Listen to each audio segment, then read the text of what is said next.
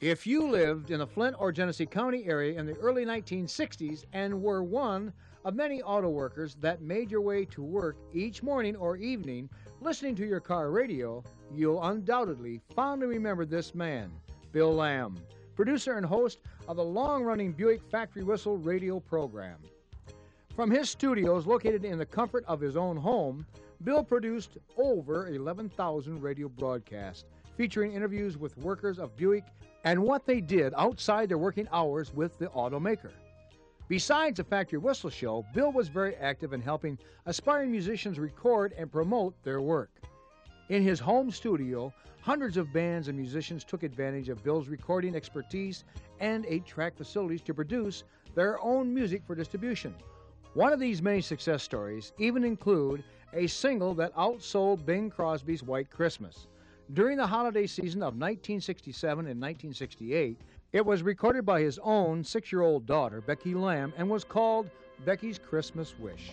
Dear Santa Claus, this is the very first time I've ever written to you. All my Christmases have been wonderful, and you gave me lots of nice toys. In a recent visit to Bill's home, we found him still active in the recording industry, expanding his interest into the world of video production.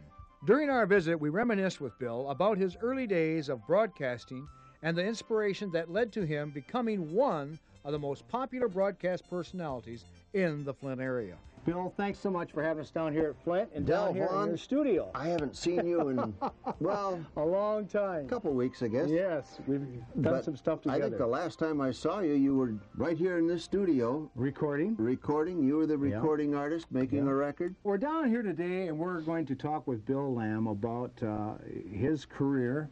It has spanned many, many years and is well entertained, and a lot of us folks out there have enjoyed you over the years, and the Factory Whistle was a big part of a lot of the folks here at GM and in the surrounding areas. And what we're going to find out today from Bill is how the Factory Whistle and how Bill Lamb himself got started in radio and broadcast and all the rest of that. I guess I got interested in radio when I was in high school, and that's really what I wanted to do. So after 3 years in the Air Force, I came back home and saw they'd opened a new radio station here. So I went over and got a job. And that station was what? WMRP, Okay. which became WWCK. But it was a good place to start. Yeah. And I had a lot of fun with it. Yeah. And the music of the day back then was what? Was it contemporary? Was it a big band sound, was it? Or was it the country sound? Yeah, it was the trailing edge of the big band era. And, you know, there was a period musically when the kids didn't want the adults' music, and the adults weren't buying their own music, and the music industry almost died. And then rock and roll came along and revived it. Never in my mind. But it did. It revived the music business and got things going. But, gee, after these many years, big band music is still around. Yeah, it is. And stronger. It's coming back stronger, I'm told, in a lot of places. Bill, how did the Factory Whistle? I recall so many mornings driving in wherever I was driving to work or going to work, turning the radio dial over there and picking up on Bill Lamb, the Factory Whistle. He was always talking to some folks about their work and interesting subjects. So how did that spark you? Did you get started with that? Well, rock and roll. I was on a station that changed format and went all rock and roll, and I couldn't stand it. I shouldn't say that.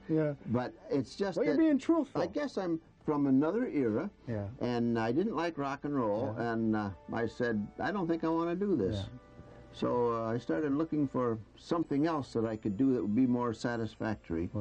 And I put together a format, took it over to Jerry Rideout, who was public relations director at Buick, and in 2 weeks I was working for Buick. And it was a program that I never tired of. Because I played adult music, and I got to visit with some of the most interesting people. Oh, I'll bet. I was constantly amazed at the variety of things people did at Buick when they weren't at Buick. Yeah, yeah. And so how many years? What year did you go on Factory Whistle? What year did you start 1960. And that was what particular day? That was the day that marks Halloween. Halloween. October 31st was the first program. And you signed off? October 31st, 1984. 84. My gosh. And when the Buick Factory Whistle ended, the union asked if I would do the program for them, and I said, if you get General Motors involved, I would love to. So it became the UAW-GM Factory Whistle for another 2 years. My goodness. 26 years 26 altogether. years. Yeah. And how many broadcasts? Do you have that down, Glenn? I have it on a tape someplace. I believe it was 11,400 broadcasts. My. That's a lot of them, isn't it? That is a lot. And the program lasted for how long? How long a program? Was it an hour program? It was 1 hour, twice a day. Twice a day. They were different programs, one in the morning, one in the afternoon. And over the years, you have collected records. There are somewhere around 70,000 songs in the library. 70,000. It's a good library. Oh, and it's all filed, categorized, and out of the 70,000 songs, I can find any one of them in about 15 to 20 seconds. He proved that to me, folks. By gosh, I'll tell you why. Because I asked him if he had one of my old records, and it goes back a few years, and sure enough, within that 15, 20 seconds, he had it pulled out. Bill, what has been the most exciting thing for you over the years of broadcast? Is there anything that stands out? Boy, that's a good question. And I don't know if I could pick out anything. I had so many adventures with it. I got to fly in a P-51 fighter plane because a man at Buick owned one. And he took me up in it, and we did stunting, and that was a thrill.